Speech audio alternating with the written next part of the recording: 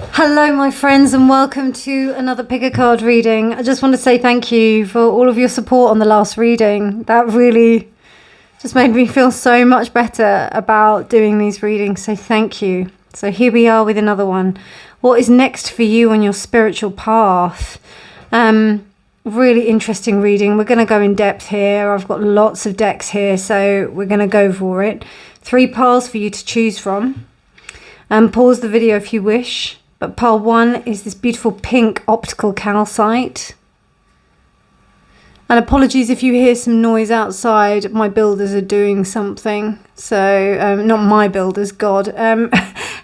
Builders next door are doing something. And they're working really hard and really well. So I'm just, but Spirit wanted me to do this reading for you right now. So I'm just following what Spirit is telling me to do right now. I'm not questioning it. And I'm just going with what Spirit wants me to do here.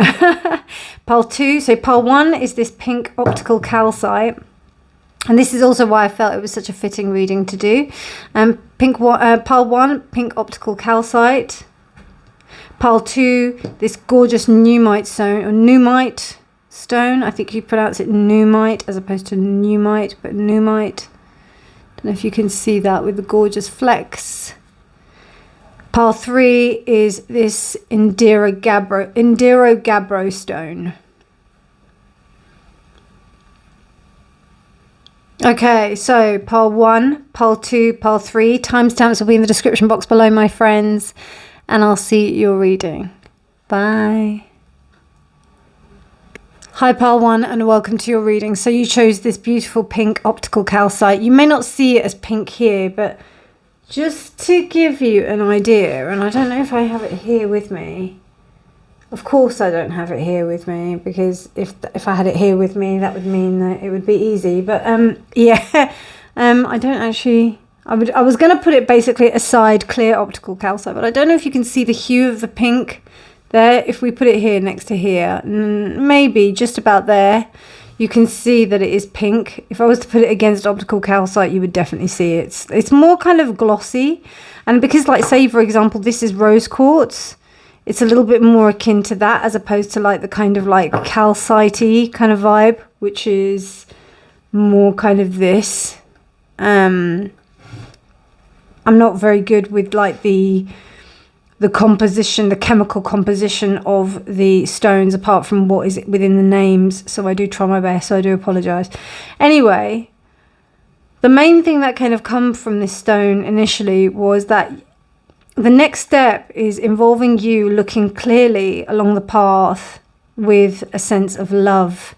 Being able to look at things in a loving way. Because, I don't know, pile 1, if you have gone through a lot of things on your spiritual journey that have caused you to feel a little bit despondent, maybe slightly having a little bit of a sour view on the world, and trust me, I resonate very strongly with pile 1, so I'm no surprises here that this energy is coming first.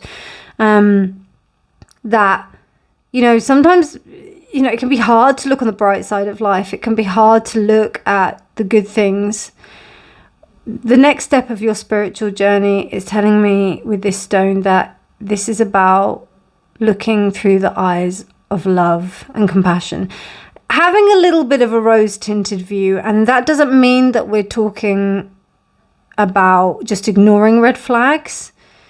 It means about having just a more kind and compassionate view, and this is not just towards others, this is towards yourself primarily. So let's have a look at what the rest of the cards want to say.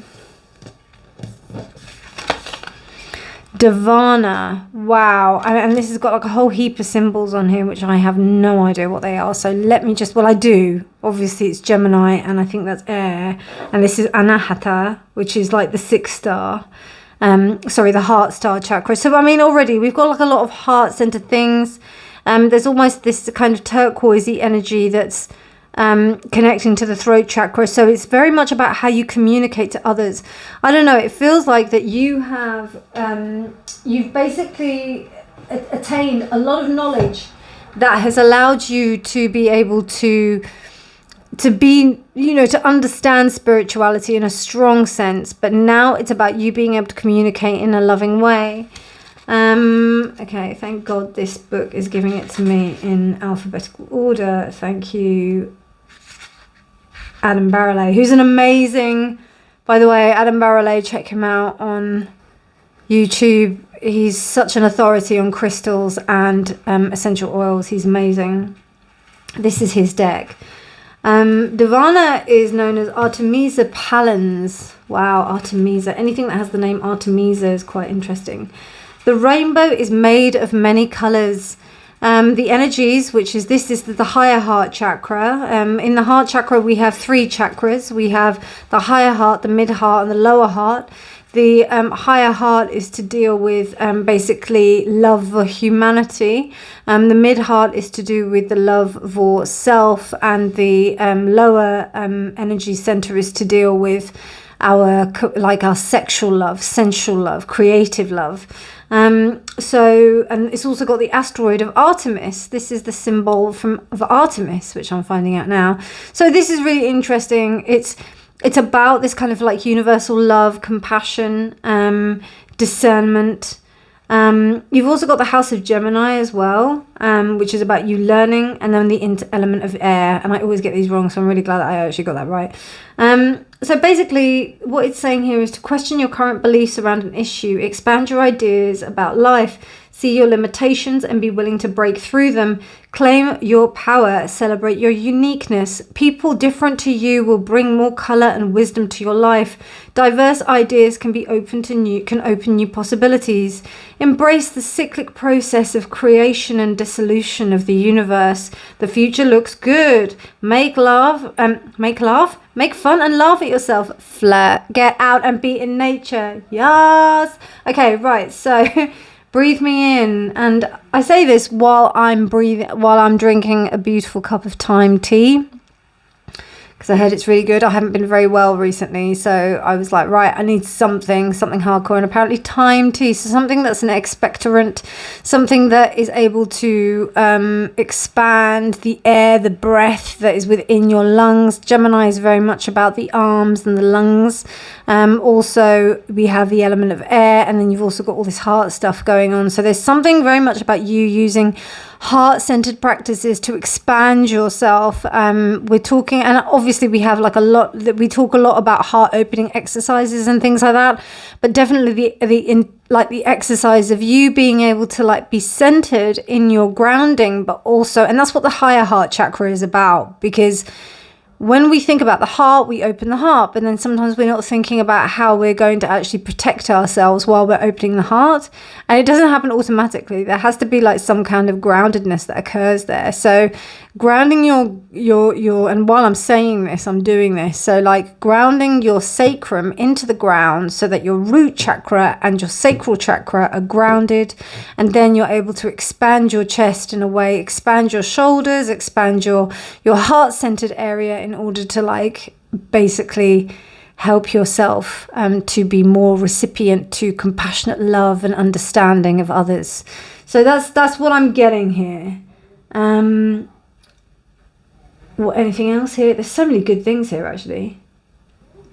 It's saying here that your crystals are astrophyllite, which is this.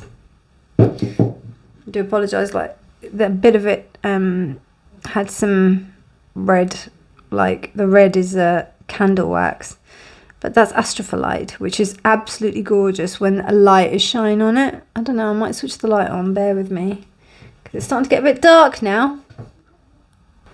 So I just want to go and do a bit of research on Divana itself. And by the way, just here we go, a little bit of close up on this astrophyllite, which is gorgeous. It was Lord Shiva's, it was said to be Lord Shiva's favourite flower, so it's got an exceptional high resonance. And there are some affirmations here that I will read to you. Today I am open to embracing people and ideas that are new and different. So that's really interesting. I feel like, what I was saying to you about, this stone here, it kind of matches perfectly. Being able to have the love and compassion, even though you can see things in a way, maybe you can, you know, I found it quite a lot with my, I don't like using the word spiritual awakening, but current stage of spiritual understanding sounds more correct. You know, when I started to understand a few more things, you know, you start to see more stuff. And to maintain a level of compassion can be quite difficult with yourself and the world. So what this is saying for you to like look more compassionately towards others and yourself. So already we've started off with a banger. Let's have a look at what the other cards have in store for you. I'm already like 10 minutes into the reading and I've only just read one card. And I have about 8 more decks to get through. So let's see what, shamanically, what energy is coming to you. Let's see shamanically. What's next for my pile 1 on their spiritual path? What's next for my pile 1s on their spiritual path? My beautiful pile 1s, my wonderful pile 1s. What's next for you on your spiritual path? Okay, you got 2 cards. I don't know if I can have 2 cards. Sorry, Spirit. I've got to have 1. I've got another 8 decks here. Do you know what I mean? Okay, just 1 card, please. Thank you. No, you gave me 2. Okay, because you saw that one, then that means that there's some... Okay, right. Okay, so we've got the blade. Now, what I sense here by the blade is about cutting. It's very much about cutting in a spiritual sense and also cutting in a physical sense. So something is about, and it's really interesting, the greens, we got blue, green, so there's cold. It's also reminiscent of air energy. Air is to do with thoughts. So I don't know, I think there's a sense there may be a lot going on for you right now. You may be thinking a lot. I mean, we've got like air is Gemini as well, and we've got, sorry, Gemini is associated with the sword suit, and then we have air. So there is a lot of thinking going on, a lot of processing. I don't know if you're integrating a lot, pile 1, with what's happening. You're trying to like make sense, understand what's happening with you spiritually. You're trying to kind of make sense of things. Yeah, there may be some of that happening right now. So just take it easy on yourself. The blade is giving you the opportunity to trust in yourself, that you know what is best for you, and, you know, trust that. Trust that you do know what is best for you. You do know what, you do on some level understand what is happening, even if you don't know it. Like even if you don't know it intellectually, you do get it. You do understand it. You do see it. You do understand it, but you may not be able to, you know, basically say it in words. You know what I mean? Okay, I'm just deciding which cards to do. Okay, I'm going to pull some astrology for you. So get some astrological...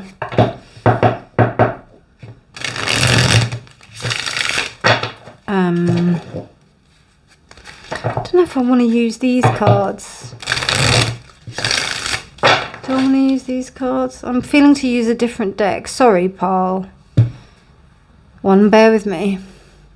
Okay, sorry about that, pile 1. I just noticed here we've got 2 feathers that are, so we've got, I think, an owl feather and like a guinea fowl feather, or some kind of, yeah, it looks like that. So I don't know, there's some kind of sense of wisdom, but then there's also groundedness that's happening in the fact that there's so much flying around right now. So yeah, I don't know, that message also wanted to come out. Wow, okay, and then we've got Saturn. I wanted to get a different astrological deck because I haven't used this deck for a long time. And I wanted to use it for you. So we've got structure, responsibility, Saturn day, Capricorn, restriction, obstacles, trials, hard work, self-discipline, integrity, and patience. I feel that's where you're coming from, you know. And wow, okay, and oh, look at that. we've got another goat. We've got crossroads, indecisions, planning and proposal, and it's time to choose. And it's reversed. Okay, so I will take that reversed. I think you don't know if you think... I think you might not feel like you have a choice anymore in situations. You may feel like you have to do it. You do have to do it. You always have a choice. I say this consistently to my clients, to my friends, anybody. You always have a choice. Always. You have a choice not to go that way or go. That's your choice. And sometimes in there you'll be like, well, actually there is no choice. So I think that's interesting. That's interesting to look at. Okay, so let's have a look deeper. What is next for my pile ones on their spiritual path? What is next for my pile ones on their spiritual path? What is next for my pile ones on their spiritual path? Okay, it's only just like that. We've got the Fool, Ten of Swords reversed, the Nine of Pentacles, the Eight of Pentacles. Interesting. Okay, so already I'm seeing that. Okay, I think some of you are wondering, how is your spiritual path going to align with your material wealth? Okay. You know, there are ways and means, and it's going to be a balance, but you're going to be able to do it. I think, but what you're going to have to do is it's basically a marriage between the physical and the spiritual. Because this is the thing, and as a Mars in Virgo, right, and a Capricorn moon, even though I'm a Gemini and Aquarius, I am totally you got to live within this reality. Nobody's fooling, you know, we are living in a reality where you need to make money to live, okay? You can't just manifest your way out of I don't know. And trust me, I've been following the law of attraction for years. I've been studying this shit for years. You can't manifest your way out of stuff. It doesn't work that way. You have to have a plan on how you work with these energies so that you can actually make the most out of it.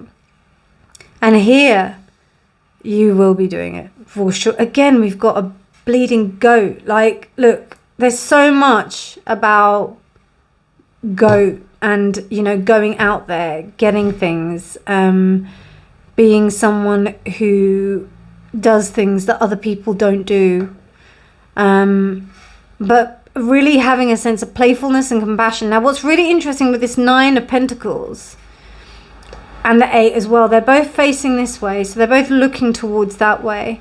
But one is looking with this sense of play, and the other one is looking towards this sense of construction and building. And it's very much in a kind of Hierophant reversed way. So it's a very different way, which is probably why your head's bouncing all over the place with this kind of airy energy. But it's almost like it's just you're doing it because it's an attack. It's something about your material gain, your material manifestations on this earth. Now, just because I said that you can't manifest your way out of life doesn't mean that you don't manifest. We manifest every day. I'm manifesting this tarot reading because I was like, right, okay, I want to do it. Damn, I'm going to do it. So it happens, but I think it's about you.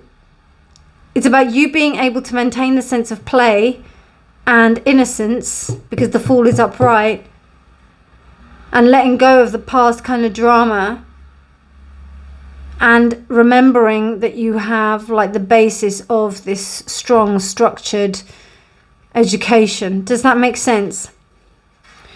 I'm very lucky, with my earlier training as an actor, we didn't just learn straight acting. I learned actually contemporary theatre, which I worked with a lot of practitioners that deal with returning to a kind of childlike, infant-like state, which encourage you to really act from a space of vulnerability. And this is something that has been so valuable for my life.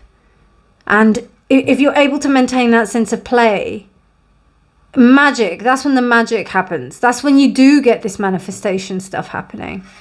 But you have to maintain that sense of play. And maybe, you know, when you've learned this stuff on your spiritual journey, you know, there's almost a hardening that's been happening, particularly with the Saturnian energy that's going on here. But then suddenly it kind of like, you start to realize that actually, you know, I do have these things and I can maintain this sense of play to welcome new opportunities into my life and make it in a way that it is actually real and not woo-woo. You know what I mean? I hope that makes sense. This reading is so for me, like seriously, as well as you. So I'm feeling this hard, part one. I'm like, oh my God. And those of you who are tarot readers, right? I don't know. It's really difficult for you to read for yourself. So in a way, I'm kind of disassociating. But it's really interesting. And what's really good about this is that once you adopt this freedom and sense of freedom within your spiritual work, the abundance is going to come like you wouldn't believe. It's going to really come. It really is. Like, and it's going to be so, you're going to be so playful and passionate about it. And it's going to alleviate any worries or sadness or pain that you had about the situation. You know, your heart is going to open truly. It really will. But I don't think that you felt that you could go forward. And also when it says time to choose here, I think actually here is that you know what the right choice is. You know what the choice is. And I know that there is no choice, like sometimes there is no choice. Actually, you know that really there is the only choice, that you've tried other options. So you have to do this. Okay, we've got the Apprentice of Air, which is the Page of Swords. I'm glad that it's upright and reversed. Nice. And look at that! You got the Fool twice, pile one. Love it. Nine of Pentacles, Four of Wands, reversed. Okay.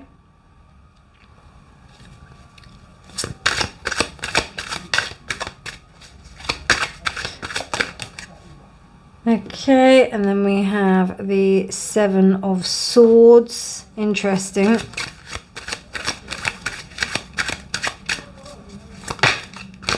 And then we have the Warrior of Fire, and that is the Knight of Wands. Okay, right. So now there are going to be haters. I'm not going to lie. Like, you're going to have people that are either going to tell you that what you're doing is nonsense. They're going to try and like put you down. I'm not even going to lie about it.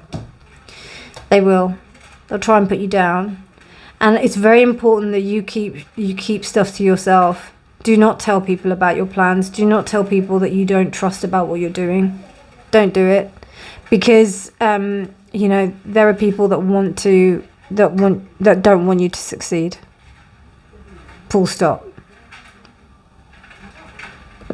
Not only do they not want you to succeed, I would say that they would go as far as to want to try and like maybe sabotage you. They would do. Seven of Swords. And yeah, it's upright. So yeah, absolutely. Watch who you're telling your plans to. I'd just say just keep it to yourself. Keep it to yourself. Don't tell anyone. Because what's really interesting with these like bird weaver nests here, with this bird here, can you see that? Yeah, you can. It's almost like this bird is covering them up and you can only just see the pentacle. So yeah, just don't, no need to tell anybody about it.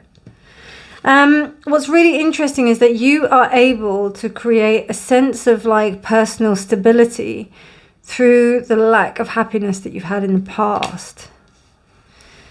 You know, it's your past pains, your past like failures that have pushed you into creating this Nine of Pentacles. And it's really interesting because I thought to myself, like, I've really wanted to collaborate with people, and a thought came to me and said, actually, you know what, you need to just do it yourself. And that's what that means. I was just giving you an example there.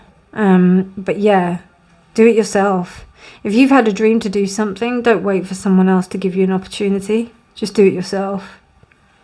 That's a very solo card. Nine of Pentacles is about you.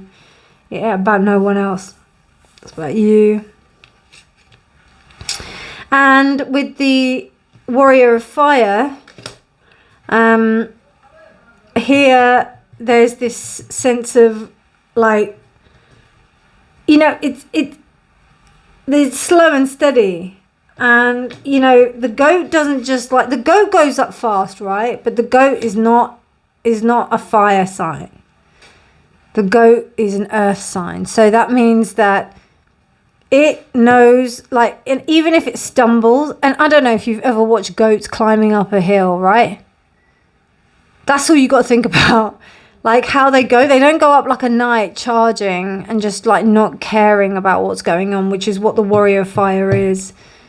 They have that determination and they have that passion and that drive, but they take structured steps towards what they're doing. They don't just go for it, you know? It looks like they do, but they don't. They can judge fully. Not to say that they don't make mistakes as well, okay? Particularly like the young goats. But there's something here that's structured here. There's something here that's saying that take it slowly. And I think it's because you are more cautionary in your approach that's what helps you to get further forward. I'm going to come back here because I haven't really talked about this beautiful... So the Ten of Swords, it's almost like a resurrection pile one. There's some kind of resurrection going on. And it's so interesting because the whole idea, like Osiris, you know, got cut to pieces by his brother Set, by the destruction of and the absolute annihilation of the hatred that his brother had for him, you know, in terms of like when he was hated, when he was looking after others, and his brother was just insanely jealous. And that's what happens, you know. Maybe there's that sense where you felt completely like torn down. But remember, the starfish like grows its things back. It grows its like appendages back. And then now you've got the ultimate resurrection card. I mean, you know, judgment is a little bit also resurrection. But this is actually meaning that you are doing it. Like you're already rising. Whereas resurrection is the action of the rising. So there's definitely like some... You know, is that initiation? Yeah, initiation. You're being called to take this step forward. And I think you already are. You already are. And I think that's where you don't feel like you don't have the choice. It appears like you may have a choice. But actually, I think in your heart of hearts, in your true higher self heart, in your compassionate heart, you know that you have to go forward with this. Powerful, powerful stuff, pile one. Love it. Okay, let's continue. I've got 4 more cards to deal for you.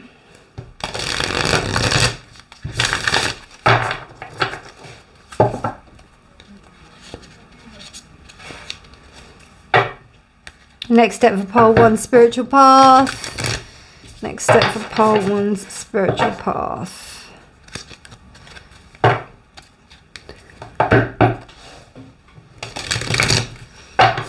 Okay, let's have a look.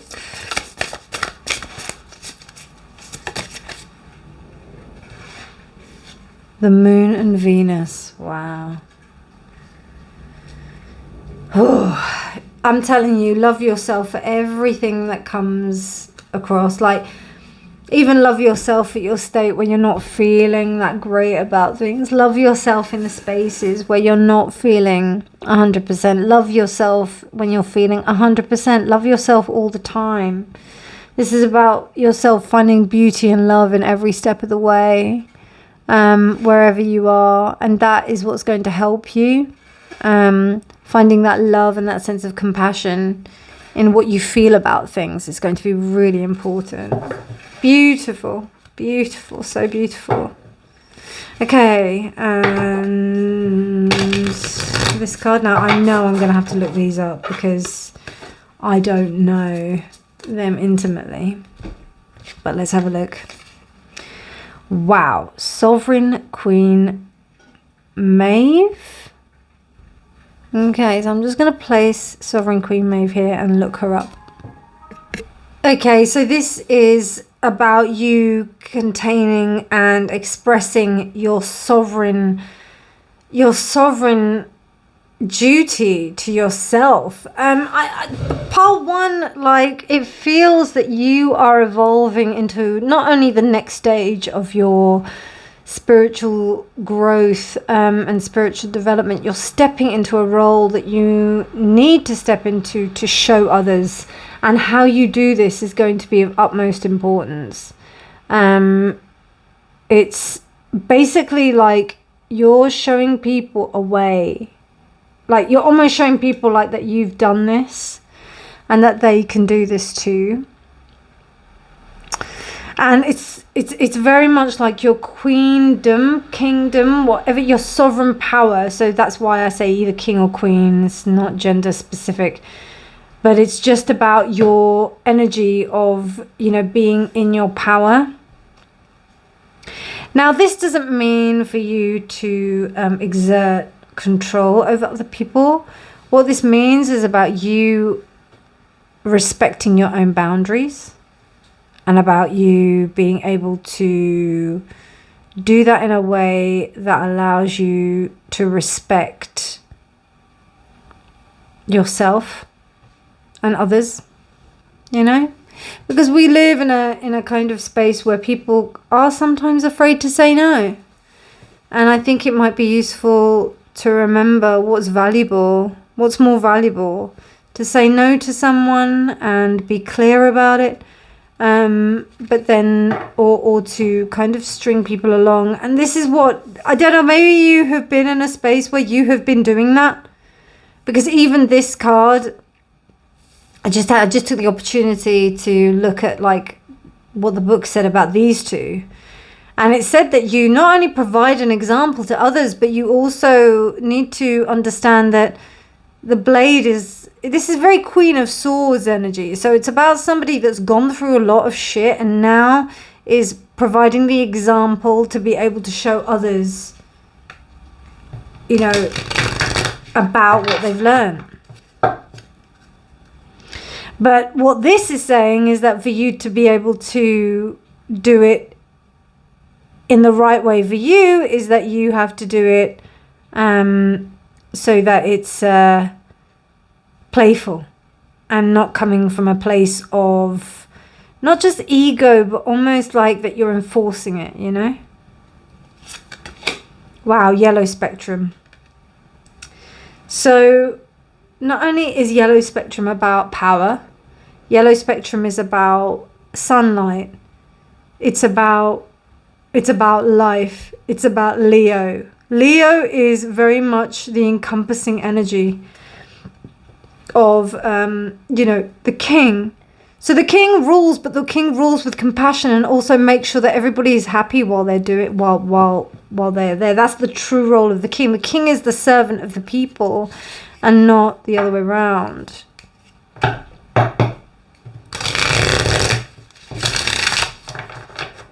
And in knowing that the king is the servant of the people, then the people listen to the king.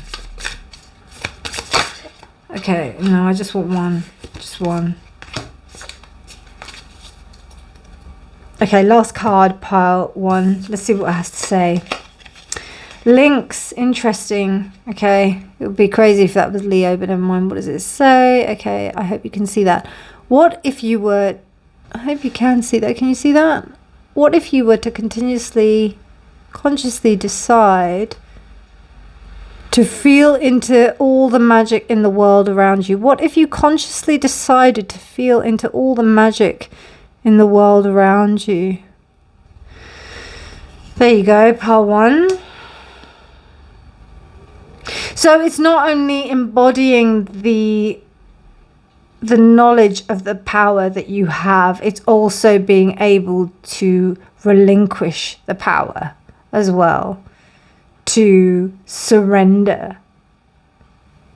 Wow, Beautiful reading, pile 3. I'm sorry, pile 1. It sounded like a pile 3 reading. For those of you who know my readings, you'll understand what I'm talking about. But pile 1, I love this reading for you. I love it so much. It's so beautiful. And I'm really excited. I wish you all the best with your spiritual path and your spiritual journey. If you wish to go deeper, do hit me up for a personal reading. But otherwise, I hope you enjoyed this reading. If you liked it, please do give it a thumbs up, because that really helps out the algorithm and helps people to find my reading when you like it. But otherwise, have a beautiful morning, evening, day, whenever you're choosing to watch this. And remember, my beautiful loves, honesty is always key. Bye. Pile 2, hello and welcome to your reading. So you chose the Nuumite heart. Wow. And then also this card. Now, with this Nuumite heart, or Nuumite, I think it's Nuumite as an N-O-O, and it's N-U-U, but pronounced N-O-O. Nuumite is a stone that comes from Greenland. I think it's just this and another stone called tugdapite, which is exceptionally expensive and rare.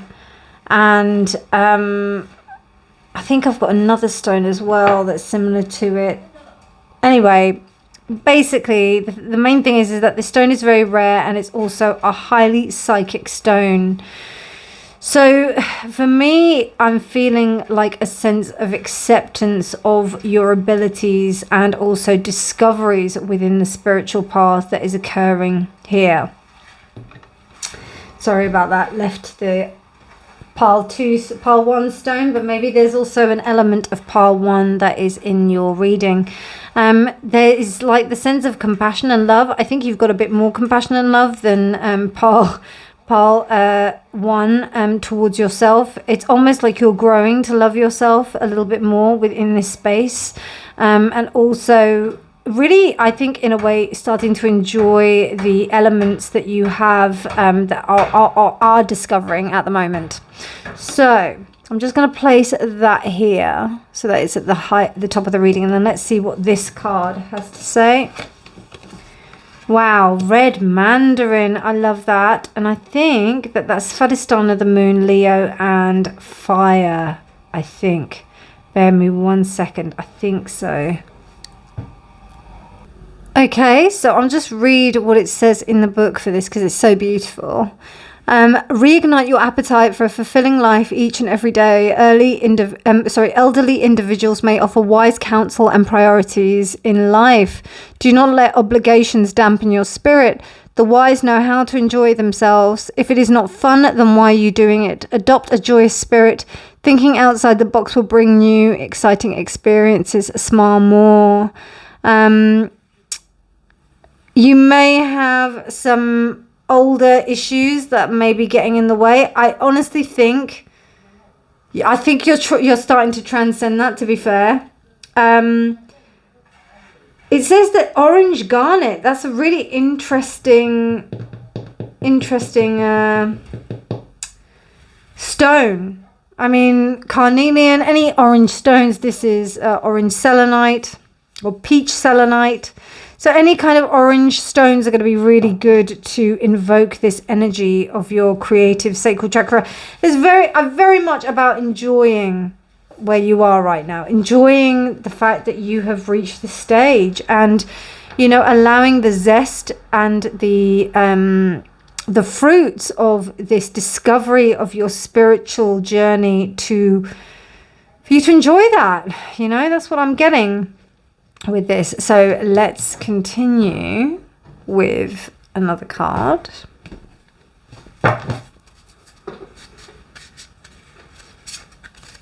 It's so interesting how the stone gives me so much already. I never would have thought that. I've had each of these stones for years, but it's just really interesting. Also being really kind of mindful, I think, and respectful of your emotions. Not so much allowing the emotions to rule, but allowing the gravitas of the emotions to deliver what they need to. Wow. Okay, so we've got the Gatherer. Interesting. And we have number 3, 21 equals to 3. 3 is the number of the Empress. So the Gatherer to me is like the one who is able to harvest the things that are there. So when in shamanic work, if we go to gather, or we go to you know, to basically look for items, we decide that we're going to, you know, we go, I don't know what we call, I can't remember what we call it.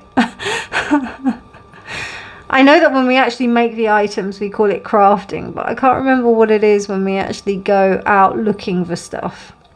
And what we do is we take a pouch of tobacco, or maybe hair, or something of us that we give in exchange to, you know, our kind of, to the earth, when it gives us things. For example, when we find feathers, or when we find fruit, or when we find beautiful plants or something like that, and we want to take them home, what we do is we exchange it for something. There's this sense of exchange, and I think, like, you're starting to understand that now. You're starting to understand the reciprocity, and also things probably will be coming to you in abundance as well. I feel that, you know, things will be like, you may, say for example, if you started doing tarot readings, you may find that, you know, you wanted a particular tarot deck, and then all of a sudden it comes.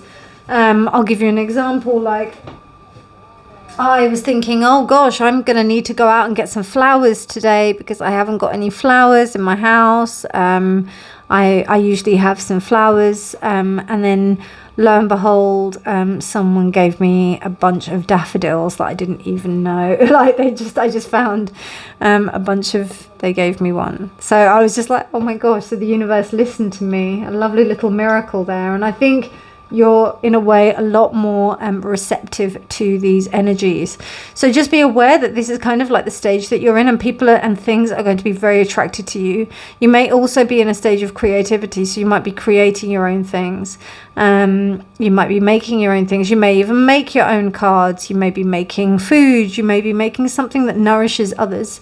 There is an element of that here. So it seems to me that you, Pile 2, on your stage of, on your next stage of spiritual growth, your spiritual development, it seems that you are rejoicing in the gifts that you have, acquired, and now you're starting to gather stuff. So it's almost quite summer stroke autumnal kind of like season for you, even though that may not be the season right now. When I'm doing this reading, currently we are in spring, but you know, there's just a summer kind of vibe, particularly with the red mandarin as well. So let's have a look at some astrology for you. What is the next step for Pile 2 on their spiritual path? What is the next step for Pile 2 on their spiritual path? What is the next step for Pile 2 on their spiritual path?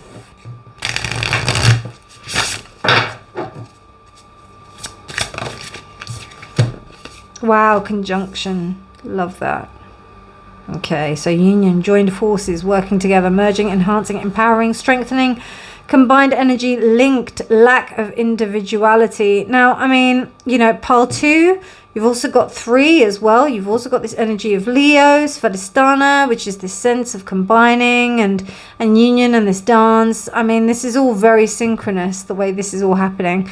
So I feel that you are, in a way, you're strengthening yourself. You are, whenever there's a conjunction within astrology, it is empowered by each of the planets that are there.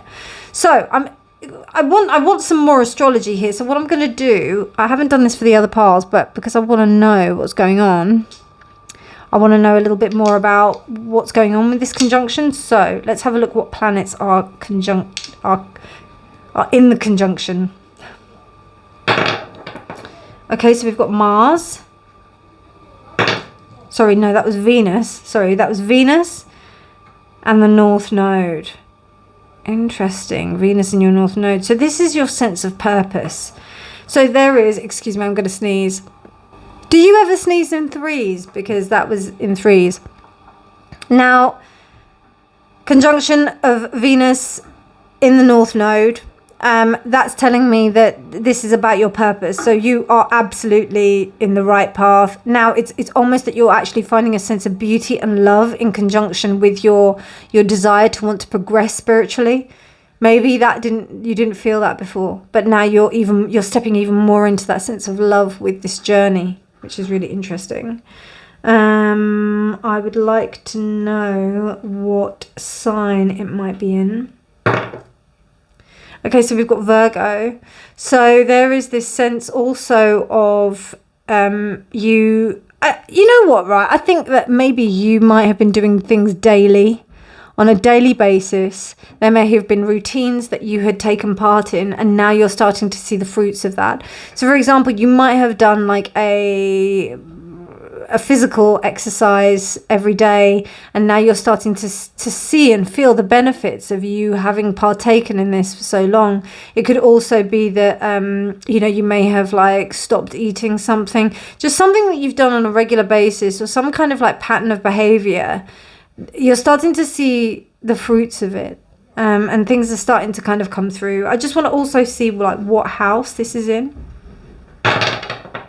Wow, 10th house. So it may even be in purpose or career.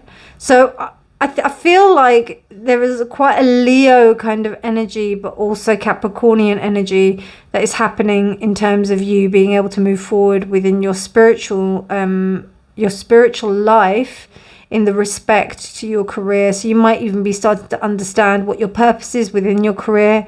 You might be understanding like what you need to be doing rather than what you shouldn't be doing. There's just some insights that are happening there. So maybe just keep an eye out, and really only take it if it resonates. Don't try and make it fit if it doesn't. Okay, let's have a look at one more card before we get into the tarot.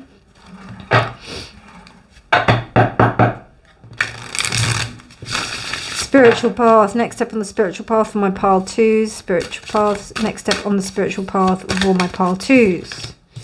Tick-tock, expectation, acceleration of time, finish line. Okay. So 5 plus 9 equals 14. 14 equals 5. 5 equals the... 14 is also temperance and is also the Hierophant. So, I mean, there is a sense of patience here. And the thing that comes to mind here is dress me slowly for I'm in a rush. Now, it's really interesting because we've got death here, but it's waiting for a bus, So, everything has got its own time, its own way of evolving, unfolding. You just have to take each step and enjoy it for what it is. There is a sense of urgency, not going to lie. We'll find out a little bit more about that in a minute with the tarot.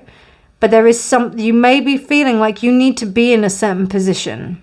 Okay.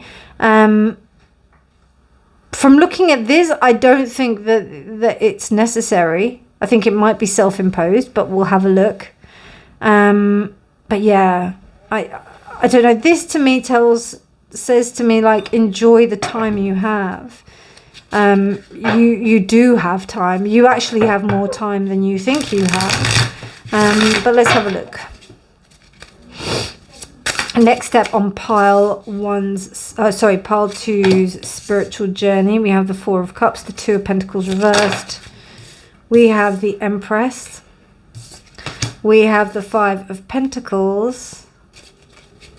Okay, I think I see what's happening. I'm only going to take the Devil reversed and I'll put these away. Okay, right. So, I mean, I'll be honest with you. You may think that you have wasted time. That's why that's come up. But you haven't.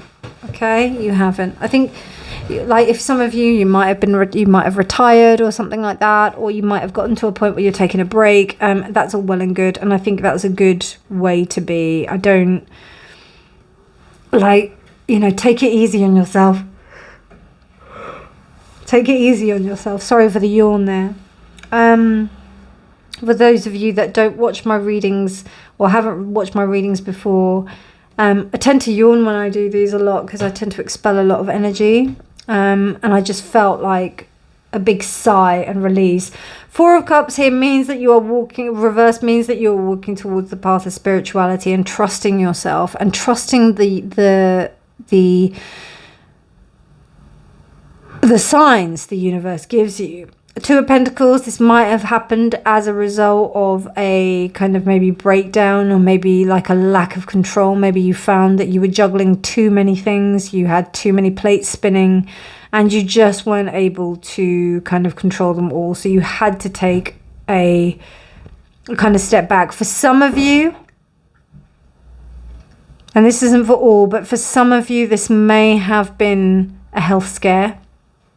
And it may have been that you realize that actually you need to get things moving. You need to make sure that you're doing what you want to do, because your time is finite. As all of our times are finite, we have no idea when we're going to go. So you really have to be aware of that. The Empress is making the most of everything. Like I said, with the Gatherer and that energy, there's very much that you are just taking it all and you are doing everything you can to make sure that you can take care of yourself and make the most out of these things. That's what's happening here. The Five of Pentacles, there has been a money mindset. You may have been feeling either scared to move out of this mindset because you might have been thinking that you're not going to be able to financially stabilize yourself. There's also a sense of, you know, yeah, it's poverty consciousness that's been a little bit of a factor in this. And you being able to really smell the roses truthfully as much as you wanted to. But there is a real kind of like moving out of the slavery. Like you are not a slave anymore to anyone, and you are doing your own thing. So wow, part 2, love it. Let's have a look at some clarification.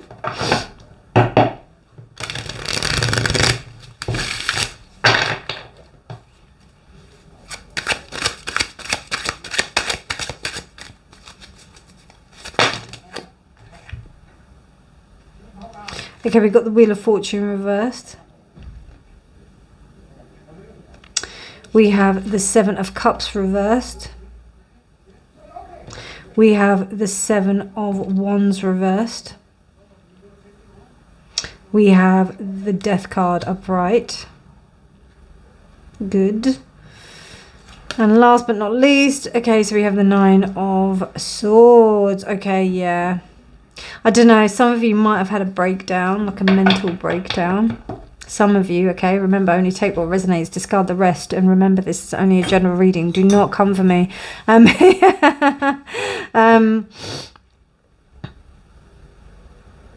think maybe like some of you may have been passed on a promotion that you were expected to get at work and it didn't happen.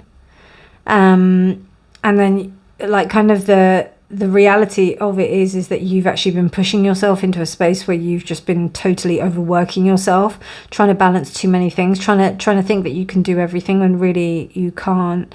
And actually what's happening here is that even though we've got the Seven of Cups, we've got the 6 here, which says to me, and we also have Venus in Scorpio. So this kind of says to me that you are actually choosing love here. You're actually choosing to remember something. You might even be going back to something that you used to do to help you on this path, which kind of like helps you smell the roses of the moment of kind of like your spiritual growth and your spiritual path. Another 7 is appearing here. Actually, we've only got 2 7s with the Empress, the 7 of Wands. You may have had to go back to some things. And we've got Mars and Leo. You may have had to go back to some things to either heal. And I think I said that. I don't know, where did I see that? I think I might... where did I see that? I don't know. I think I saw something about like childhood, like not resolved. Yeah, it was here actually with the red mandarin. About not like issues from childhood like being an issue now. Or unresolved. You may have already done some work in healing childhood trauma or something from the past, some kind of ghosts from the past that were basically attributing to this thing that you had come from, and now you're transcending it. You are absolutely transcending it. You're feeling the fruits, as I said, like of the spiritual work that you've done, of the last spiritual period that you've been through. You are now reaping the benefits and the fruits. Now this is this is the stage. The stage is now for you to allow yourself to accept these gifts. You've also got the Five of Pentacles here, and which is clarified by that. I think with this, and because we've got Scorpio here, right? So what I get from this is that you are understanding that you are sometimes your own worst enemy. And that the sense of, this is so amazing, this card. God. I don't really get to look at these cards until I actually like read for them, which is another reason why I should just continue to do readings. Like, it's your choice whether or not to sink into the water and stay there, or to rise above it. Scorpio has 3 different forms. It has the crayfish, it has the scorpion, so the sea, the land, and the air, the eagle. And there's a choice of whether or not you decide to reside within those spaces. Meaning that you can stay in the dank water if you want to. And there's a reason why the crayfish is the lowest form of Scorpio. Because it's the one that chooses to stay there and feed on the bottom. Or you can decide to ascend to the level of the eagle. It's up to you. Now, because we've got the scorpion here, I feel like you're on that stage. I feel like you're transitioning to land. So, and now you're starting to kind of really, and particularly with the red, the Mars. We've got Mars here as well. Where's Mars? Yeah, Mars. And I'm getting quite a Martian energy from this reading anyway, because of the black and also because of the red. So, and death as well. So, I mean, you've got death, actually the figure of death showing up twice. So there's definitely a sense of transformation into the next stage. So you are absolutely reaching a new stage, you know, in a way. I can't even remember what Pile had, but like this is very transformational, more so. It's giving you grief. Oh my God, I just realized we've actually got the devil here, but that's not death anyway. But it is giving you grief. It is like, oh yeah, another Mars, yeah. So it is giving you grief. Like, it's almost like the lack of control, in a way. Because you don't know, you being able to relinquish control is almost like one of the biggest things that is your challenges. And I don't know, also, that may have been anxiety from like you not being able to like know what's going on, particularly in relation to your financial security. So yeah, there may have been something going on there. But I think you're getting through over that. You know, I think you're starting to recognize the abundance of the universe, and that the woo-woo of this stuff saying about the abundance of the universe is actually true, because you're starting to see it. And for me, I'm very much like, I know it has to be the other way around. Trust me, I've got my own shadow with this. But like, I really, it's very difficult for me to believe stuff. She says, as a tarot reader, like, it's very difficult for me to believe things. I need to see tangible evidence of what's going on, and it needs to make sense to me. My Mars is in Virgo, so it has to make sense to me. If it doesn't make sense to me, I just don't get it. Sorry, I can't. And that doesn't mean that I can't think of, like, you know, conceptual ideas or like philosophical ideas. I can, but it has to make sense to me. And I have to see some kind of like evidence of it. And what you're starting to see is some kind of actual physical evidence that abundance is coming to you, that life is coming to you, that actually what you're doing is actually succeeding. And I think it's, you know, you may have been, okay, so what's a good example? You may, so they say that, and this is very generalized, I'm not a psychological professional, like I'm not a psychologist in terms of like a clinical psychologist, so please don't come for me. But like, say for example, you've been prescribed like to do exercise on a regular basis to help with depression, which it has been scientifically proven to do so. So you actually decided to instigate some kind of physical movement into your daily practice, into your day-to-day, and now you're starting to see and feel the benefits of it. And not only that, you're realizing that your body is feeling so much better than it ever has done. You're starting to notice these things, and you're starting, like the depression is starting to alleviate. There is some change going on, or there is a sense that the depression or the overthinking is actually making you the slave, like you are being enslaved to it. I think that's more relevant here, because if it was reversed, then possibly then you have gotten over that. But with it upright, it's telling me that you're actually only just recognizing what part the depression plays. And not only that, like, you know, some people, okay, this is gonna, don't come for me, yeah, right? But just saying, some people, they treasure their symptoms. So actually having some mental illnesses or some like kind of depression, they, you know, it's almost like part of their identity. And if they were to lose that, then, you know, it might, you know, they might lose themselves. So I think you're starting to understand that. Don't come for me, okay? This is just an opinion. Just an opinion, my humble opinion. But it's a powerful one. Because you're realizing some big shit here. Part 2. Love it. Love it. God, my readings get so controversial. But yeah, I love it. I love it. Because it's all good. This is all beautiful. Beautiful stuff for you. And I just saw a card. Yeah, this is all beautiful stuff for you, pile 2. Beautiful stuff. Okay. No, I want this one. That one there. Okay, so we've got Saturn, Neptune. Wow. Okay, Saturn, Neptune. Look at those colours. The colours match completely. I love that. So Saturn, Neptune.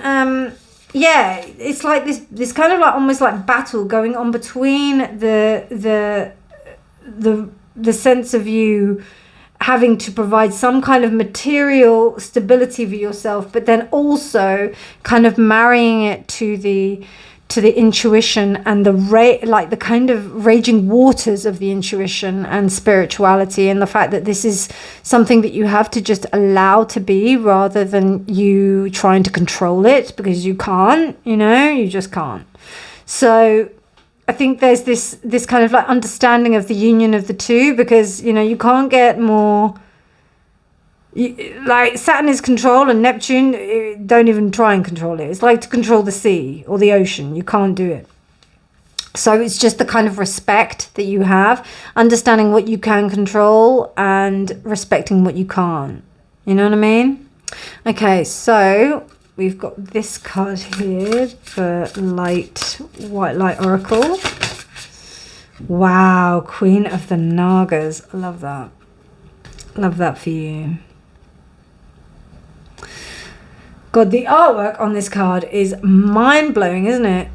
It's just mind-blowing. Queen of the Nagas. Now, it's really interesting because I was just looking at something and it said that the Nagas are, you know, half snake, half human. But let me see what the book says. So, a sacred task exists for you to fulfill. It is to be found through connection to your heart. Be open only to those most authentic teachings which prove useful to your continued spiritual progress and personal freedom. Cleansing your body, mind, heart and soul will be of particular benefit at this time. Powerful, subtle energies are helping to ensure your success. Believe that many supportive synchronicities and the unexpected allies that are around you will rally to support you. Now, these are Nagas are mysterious beings in India, Nepal and Tibet. And they're in all shamanic and cultural traditions. They're connected to water. So we've already got like this Neptune, Pisces vibe, and also the Empress kind of vibes. They're connected to water. And they are the kind of they're like benevolent beings that are able to help us with ourselves and our healing. Now, this card brings two main messages. The first is that you maintain your integrity, and you take your emotional healing seriously, and that you're placing yourself within a powerful space of spiritual protection. And you should continue to do this like with a sense of kind of routine, like what we saw with the planets as well. So remember, we had Virgo, North Node, Venus, 10th house. You know, it was like we had some important things for you to embrace love in a space where there was insistent direction. Like you have to be directed, but there's compassion and love within that understanding. I hope you understand that. So let me just have a look, because it's saying that there's an exercise. Okay, what's the exercise? Oh, okay. Right. So, I mean, you know, it's basically believing in all of these miracles that are coming to you in terms of manifestation. That's what it is, really. That's what these things are saying to you. Like, believe. Continue to believe that you have this spiritual team that are helping you. Okay, right. So we're almost at the end. So let's have a little look. This is turning... I knew this was going to be big. So... some angelic power for you.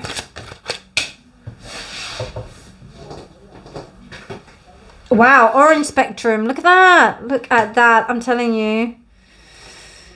Get some red mandarin oil. Get something that's going to like embody this orange spirit. This orange, you know, orange energy. It's very good for you. Very good for you. Is it Kundalini? A bit.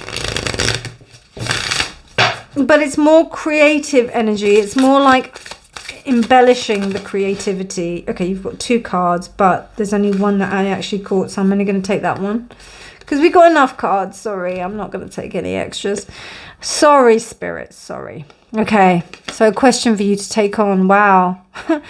Okay, we on the basis of talking about Kundalini, and then we've got this. So interesting. Okay, so it says here, I don't know if you can see that. It says, what if you outgrew the idea that you are not enough? Wow. Serpents. So pile 2, I think, like what this is saying for you to really, I don't know, maybe, I tell you what, yeah, the little story or a little thing that came to mind just then. My tarot teacher used to joke and say that I was a squib.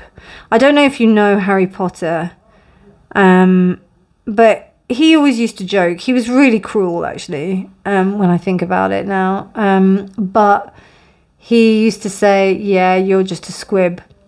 And it made me really feel bad because I never had the kind of the telltale signs of someone that was psychic. So, for example, I wasn't someone that talked to that spoke to the dead, or, you know, or read cards naturally. It took me a while to understand the cards. It took me years to really, you know, I didn't have a natural propensity to this, but I always knew that something was different about me.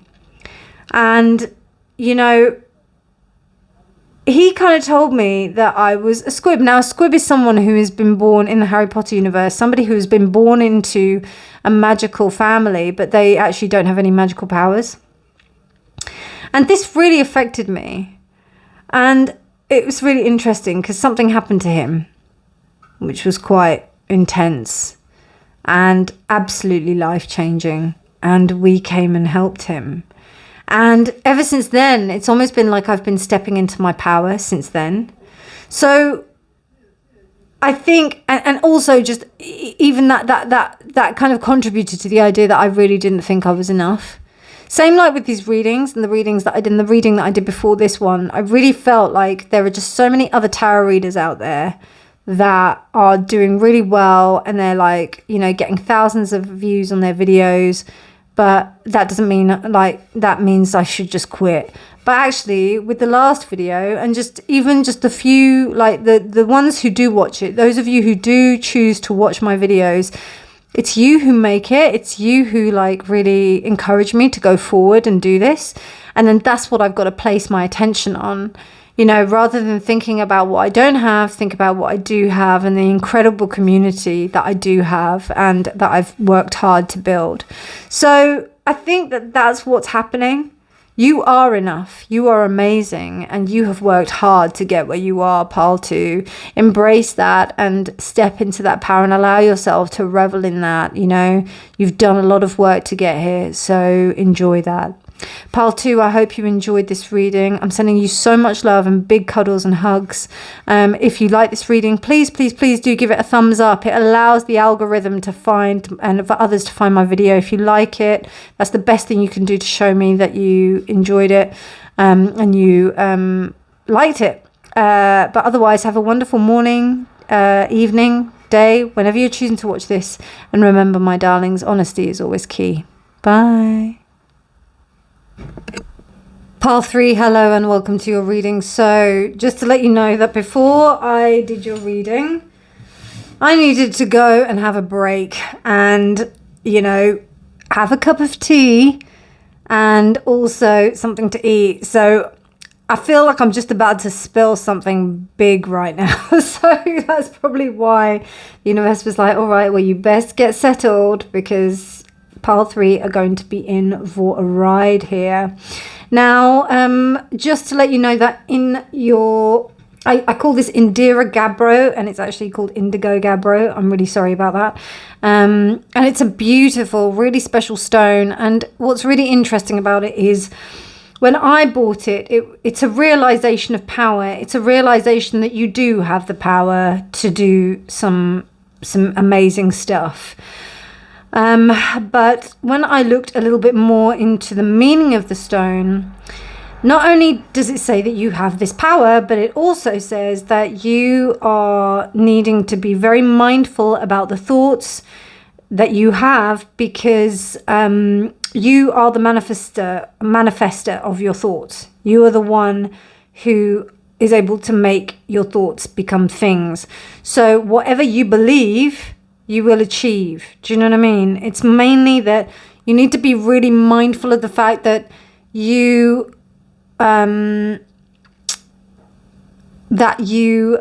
if you think a negative situation is more likely to occur. And as someone who used to be consistently a pessimist, to avoid any kind of bad situation happening, I'm telling you that this is not a good mindset to be in. I did it for many years. And it was really interesting. Like the comment I got from an ex-boyfriend was like, isn't it time that you stop being on the dark side now, Reena? Isn't it time that you now be on the light side? So next stage in development for you, Pile 3, is that, you know, you have the power. You have everything you need right now. And it is about you recognizing that and taking responsibility for your thoughts. A little bit of a talking to there, Pile 3. I'm just going to go and switch on the light because it just seems a little bit too reflective. 1 second. I'm telling you, Pile 3, like I was drinking like sweet and nice herbal thyme tea for like Pile 2 and 1 and 2. But for you, I needed like a cup of black tea. So like there's something quite intense here. Let's see. Wow, patchouli, yes. Grounding, earthy, beautiful, rounded, something that is going to root you into the ground and make sure that you are in the ground, sensual, sexual. We got root chakra energy, we have Saturn, we also have Scorpio, and we have air, which is interesting for grounding. But yes, we have air. The thing is about patchouli is that even though it's a very grounding fragrance, it's exceptionally royal, heady. Sorry, not royal, that's not the word I was looking for. Spiritual. It's deeply spiritual. It's a deeply spiritual fragrance that allows us to that allows us to have that confidence in our spirituality and in our groundedness, but also have the elevation of that spiritual kind of vibe. Let me just have a look what the book has to say about this, because it's got some lovely things in here. Such a good deck, this deck. I highly recommend it. It's Adam Barrelay, and it's called The Magic of the Essential Oils. It's in the description box below, so please do check it out. So with patchouli, I'm sorry if that you can hear some noise outside. I'm just raising my voice so that you don't have to hear it. So you've got, you are missing the good part. Interesting, that's what it says. Your soul chose to have an experience here in the physical realm. Are you delving too far into spiritual pursuits as a distraction from fear, pain, and suffering? You have a vital role to play in life. Your material and physical needs are not being met because you are unclear or feel that you do not have what you want. Do yoga, practice mindfulness, tune into your body, gain clarity, and seek a healthy balance between socializing and alone time. Enjoy the silence of your own company. So there is a powerful to embrace this this herb. Or the messages that this herb is giving is that there is a powerful desire to make the most out of every moment by yourself and with others. And if you are rejecting it, you're avoiding by being in the present, and also rejecting the sense of your physical body. So what this kind of says is that how you use things within the physical dimension to be able to get further, or to be able to push further, which is really interesting, because the Indigo Gabbro is exactly that as well. So it's almost like understanding what it is that you have and being able to, transmute that, or not even transmute it, but it's almost seeing the magic in the mundane. Does that make sense? Really good for you to massage with patchouli. Work with snowflake obsidian. Your animal guide is black bear. But yeah, patchouli is such a beautiful fragrance. It's such a grounding fragrance. Some people hate patchouli. It can be an either love it or hate it. But in terms of like, it's very earthy, but it's almost like heady as well. You'll find it in some really beautiful perfumes and whatnot. So I think this is really interesting, and because this is the same, it's like it's got the stone, and I'm not going to bore you by looking up what it is, because I did look it up beforehand, but basically it's a stone that's quite grounded, and then you've got like a lighter kind of stone which shows the, I don't know if you can see like the iridescent kind of, not iridescent, but the shininess of it, like almost, yeah, there you go, you just saw some there, like feldspar kind of vibe. So you've got those two elements, but combined, it kind of helps you to remain grounded, even though you are still in touch with the spiritual realms. Yeah, there may be a little bit of avoidance. So I would say that, it's almost, what's that saying? Before enlightenment, you chop wood and collect water. After enlightenment, we chop wood and collect water. So it's, it doesn't make any difference how far along you are on the spiritual path. We still are living amongst our fellow human beings, and we still have to find the beauty in everything. And it's not having to find the beauty in everything, it's just that it is, there are thousands of ways of looking at a flower, because of all of the different perspectives that maybe 1,000 people look at that flower and they'll see it in a different way. Same like when we look at our TV screens, or the people that would be looking at this reading, everybody will be looking at it in a different way. So it's very important to maintain that sense of perspective, particularly when we're advancing on the spiritual path. And my pile 3s are usually like highly spiritual, advanced people. I think all of my piles are like that. But pile 3s tend to be a little bit like, it's almost like, pile 1 is like the beginning, pile 2 is like the middle, and then pile 3 is like the end. So it's almost like you're at that stage where, just be a little bit wary of like, the balance between the ego and, compassionate understanding of a situation. I think that's what your next stage on your spiritual path is telling me. Wow, wild woman, 62. Okay, so that's number 8, that's strength. So that's taming the ego. Now, you know, there's a really... What I'm seeing here is the ability to be able to understand yourself as a wild woman, but, you know, obviously we live in a society where we can't, you know, there's a time and a place where it is safe for you to be wild. And I think that it's okay for you to express this. And I think it's important for you to have a place where you do express this. There may be like workshops that you might need to attend or something, even if it's like screaming into a pillow or something, a way of you being able to just be really wild and really silly rather than being like regimented and, you know, quite dogmatic in an approach. Because sometimes spirituality can like go into a bit of a religious kind of approach, which kind of disallows us to be free. And this is not quite childlike, but it's more the maturity of the child growing into something that's wild and abandoned. Like it's really pure Mother Nature, and respecting that side of things. It's the chaos, basically. It's the Kali element. The Kali divine element that's kind of coming through here. And I think there has to be a certain sense of respect for that. Because I don't know, I feel like you may not, I don't know, it's not, with these two cards here, it just feels like you need to recognize this more.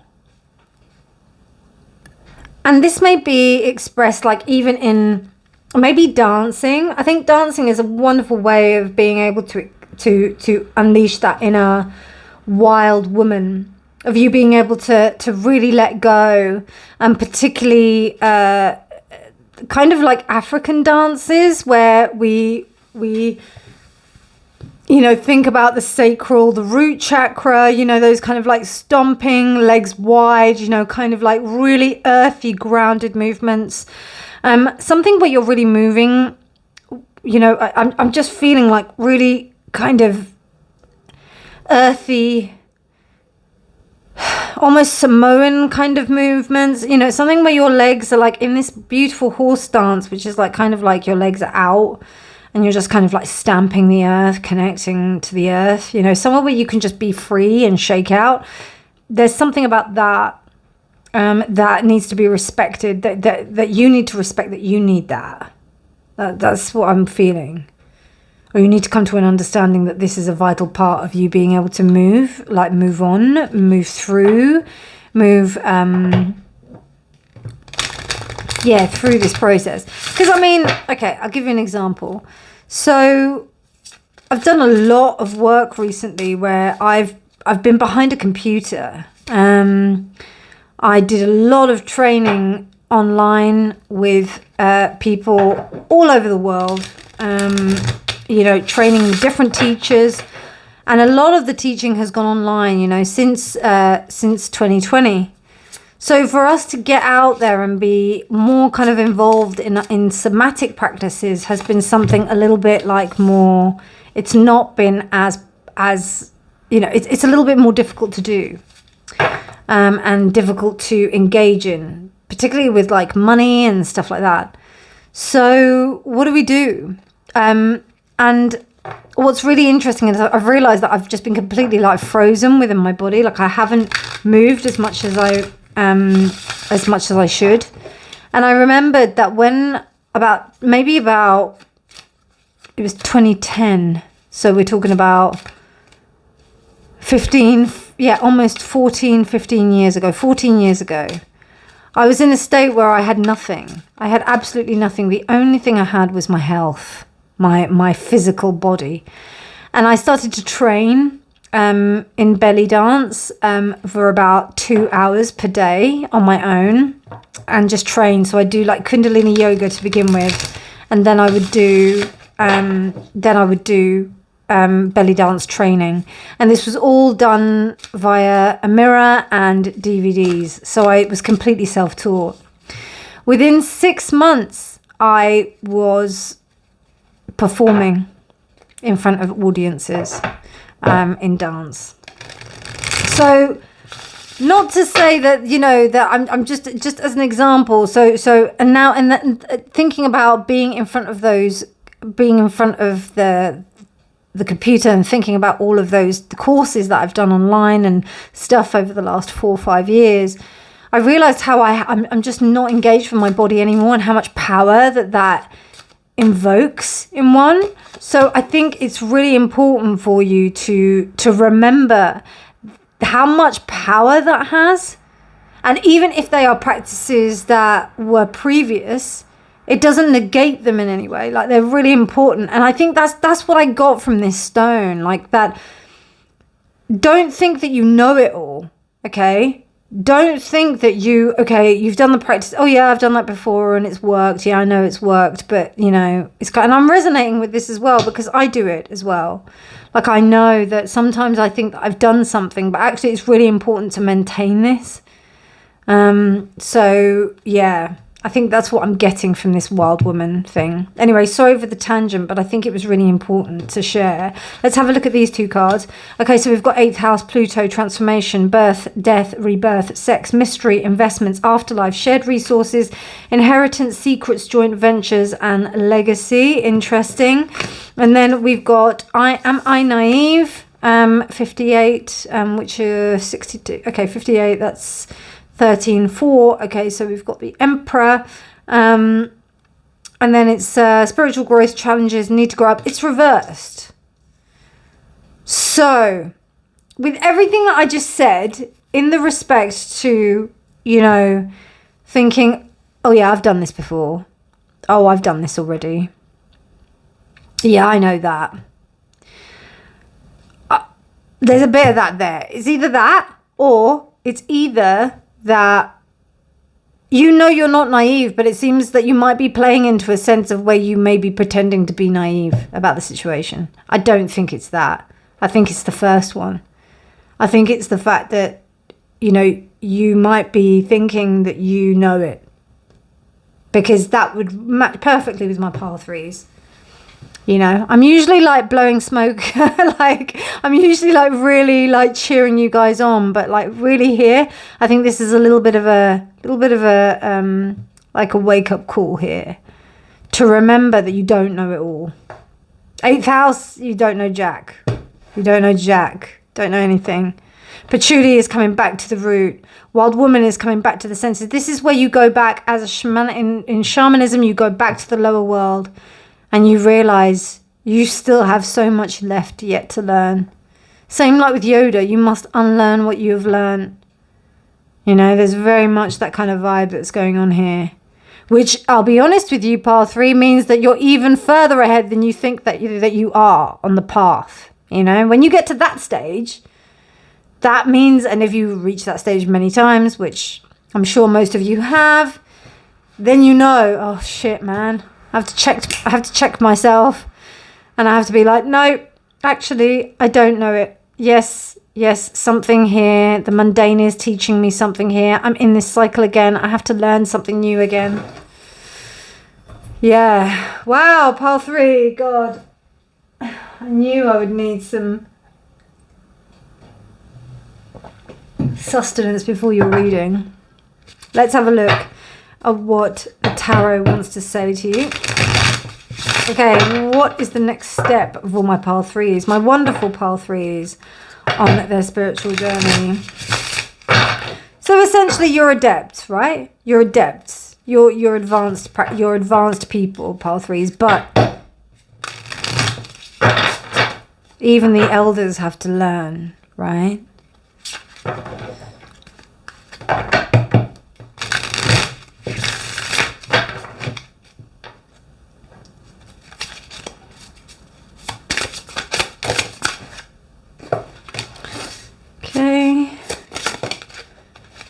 Look at this.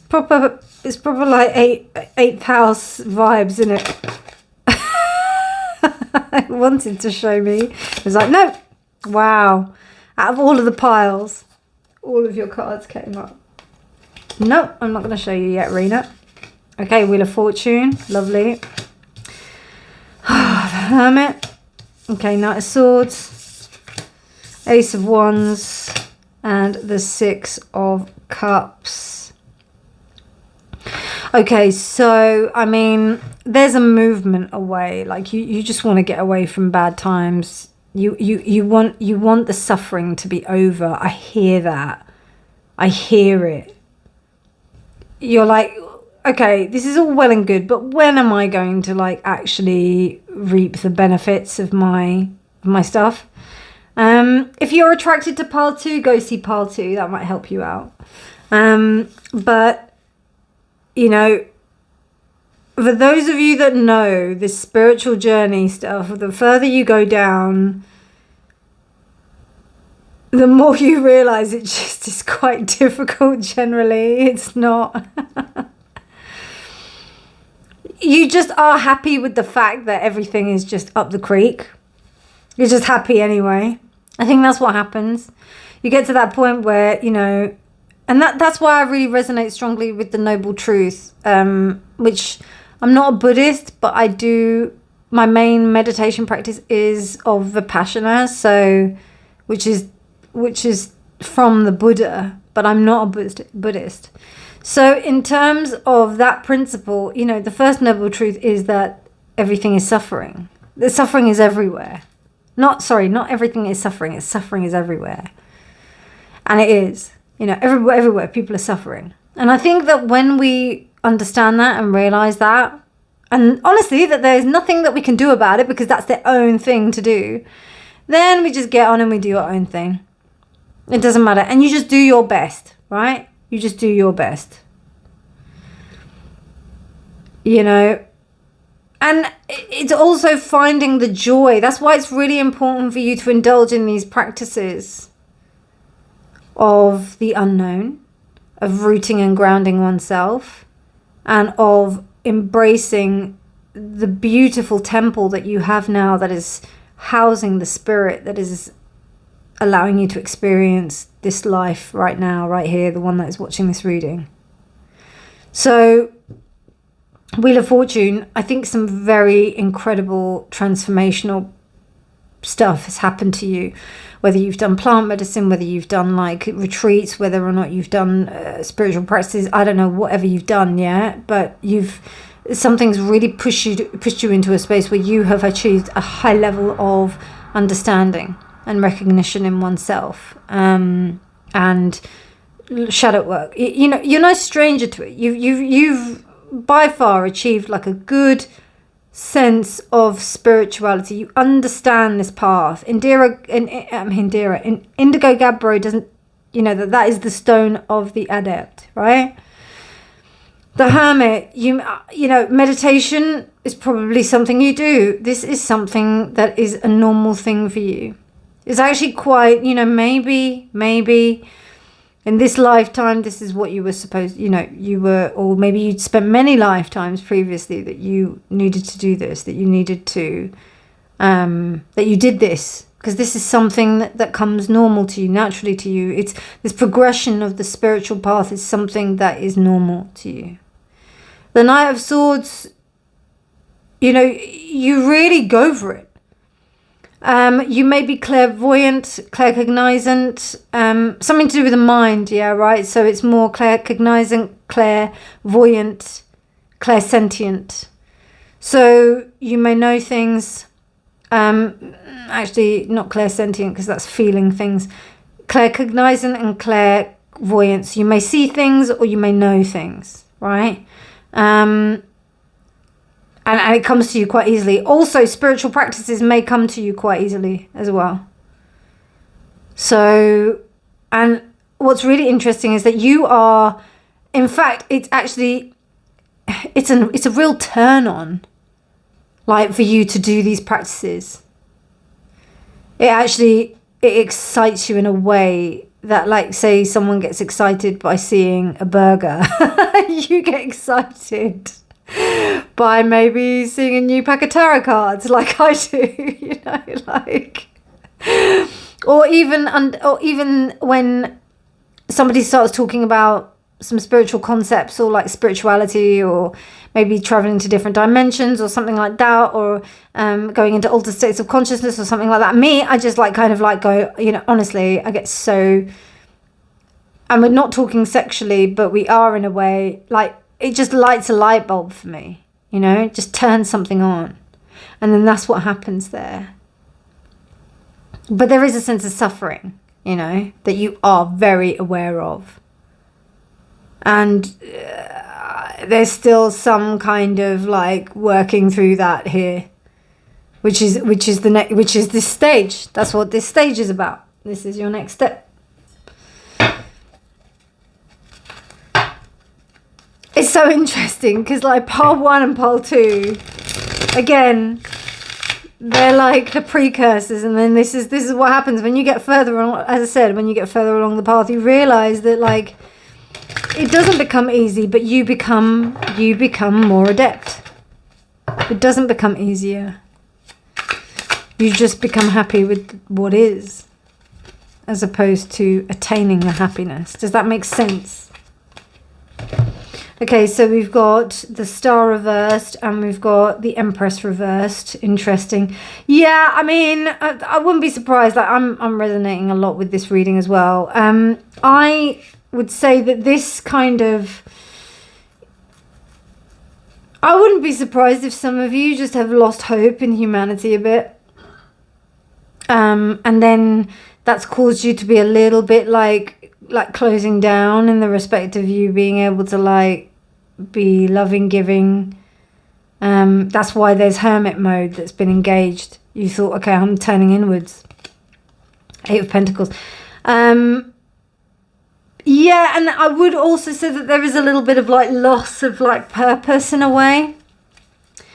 Like it's almost like, how do I even like, how do I, oh no. Oh. Sorry. I bent a card. Can you see that? Can you see that? I just bent that. And these cards are amazing. And I just bent it. Let me just mourn that for a second. Ace of Wands, 5 of Wands. You can't see it on the actual card, but you can see it there, which is a bummer, but never mind. Anyway. And I've just realised, oh my God, I just realised that I've done exactly the same thing with the other deck of this creator.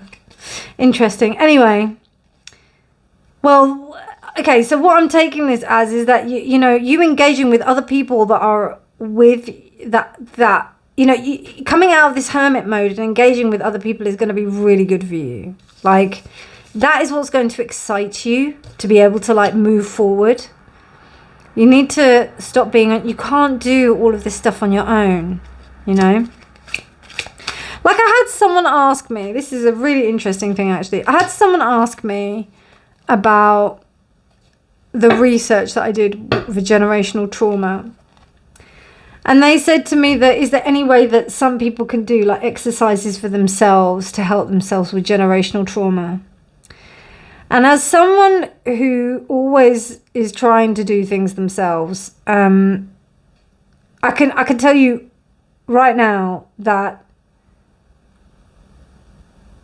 even though you do the majority of the work yourself, you need someone else. Like, you need someone else. Even if it is that they are just there in the space watching you and making sure that you're all right. That's it. Because when I did my research, all I did was facilitate the space. And I just drummed. Well, I basically helped my clients go through the process of intention and get really clear on the intention so that I understood it. Because if I understood it, then that means that also the spirits will hear it quite clearly. And then also if they're, and then brought them into and took them into the state of consciousness. They went and did their own thing, and then I helped them come out of the state of consciousness and then helped them break it down. But they were the ones that went into the journey and did their stuff and worked with their power animals and whatnot. Does that make sense? So but they needed me to do that. They said to me, and also the thing of the study was, particularly with people that had done shamanic journeying previously and been doing it for years, even longer than I have. They said that the ability to have that container held by someone else was highly beneficial for the productivity of their work within the altered state of consciousness. So therefore, having a container is very important, okay? No matter how adept you are, okay? Just being plain and simple, take it or leave it. This is a general reading. If you don't like it, switch off, look at something else. But like, if this is resonating with you, it's just really important to find the right types of people just to hold your space open so that you can do the work. And people who trust that you can do the work, you know what I mean? And that's what I did with the people that I worked with in my study. I gave a certain set of criteria for people to adhere to this, to these aspects and be really clear. And then they were able to work with stuff. So this is what this Five of Wands is saying. It's saying for you to find like-minded people that respect who you are and are able to spar with you. Spar means that you fight against, you kind of playfully fight against people who are on your level so that you can increase your way of being able to you can increase your fighting level, your fighting skill without actually hurting each other. That's what I see the Five of Wands upright as. It's sparring. It's sparring. When it's reversed, it's a little bit nastier. It's not sparring. It's actually like with intent to defeat you. But whereas when it's the upright, this is like banter. It's something that's and I think not only that, you will also instigate a sense of fun with that. And the fact that it bent as well, absolutely devastated. The fact that it bent means to me that there may be some kind of judgments that you have upon the situation of interacting with others that you're wrong about. Because particularly with the Ace of Wands here, because there may be some, maybe you're a little bit nervous about jumping in, or maybe the other way around. Maybe you want to jump in, but you're maybe it's too much. And now you need to know how to gauge a situation because you're interacting with other people, because you've been on your own so much. So there's just a lot to think about there. You've also got here, let me just have a look, a Knight of Swords with the Eight of Pentacles. I think we already discussed that. Empress, yeah, we did. The Devil reversed, love it. Okay, right, so, and then the Six of Cups. Yeah, I think you're understanding where you kind of were a bit of a slave to yourself. You're understanding where maybe your past experiences allowed you to be a slave to it. So now you're moving beyond that, Okay, I've got to move on because I'm just looking at the time. It's a big reading. I knew it would be though, so it's okay.